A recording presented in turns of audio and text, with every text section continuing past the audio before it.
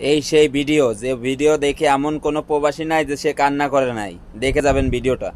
কথা কবি তোর জিব্বাটা কাইটটা কুত্তা দিয়া খাওয়ামু। এই একটা কথা কান খুলে শুনে রাখ, প্রবাসীর বউদের কি মনে করস কি রাস্তার পতিতা? তোর ঘরে কি মা বোন নাই? নিজের বউ বউ, অন্যের বউ নষ্টা। নিজের বোনের বোন মনে করস, অন্যের বোনের বোন ভাবস না। শুনে রাখ, প্রবাসীর বউরা হইছে দুনিয়ার সবচেয়ে কষ্টের বউ। প্রবাসীর বউদের জীবন হইছে সবচেয়ে একাকিত্বের জীবন। জানোস, দিন শেষে যখন খাইতে যাই স্বামীর পাশে পাই না।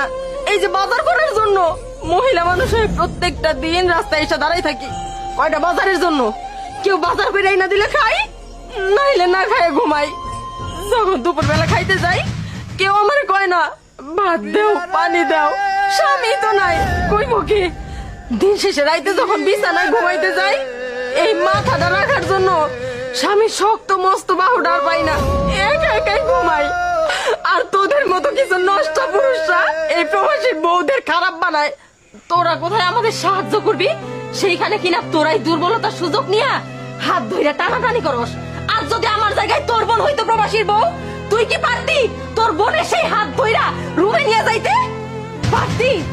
পারতি না। ভুইলা যাস কেন? আমাদের মতো প্রবাসীর স্বামীদের টাকায় এই দেশটা চলে। ভাবি ভাবি, আমার ভুল হয়ে গেছে, আমার মাফ করে দেন। আমি বুঝতে পারিনি, আমি চরম ভুল করে ফেলাচ্ছিলাম। ভাবি আমার মাফ করে দেন, আগে তো সব ধরে দেবো, তারপর আপনি এইসব তার বললেন না। আর আপনার লজ্জা দিন না, আর আপনার লজ্জা দিন না। আল্লাহ, আমাকে এমন একটা জীবন কেন দিছ? আমরা দিন শেষে একা একা যাই, তারপরেও কিনা মানুষের দীক্ষা শুনে জীবন পার করতে হয়।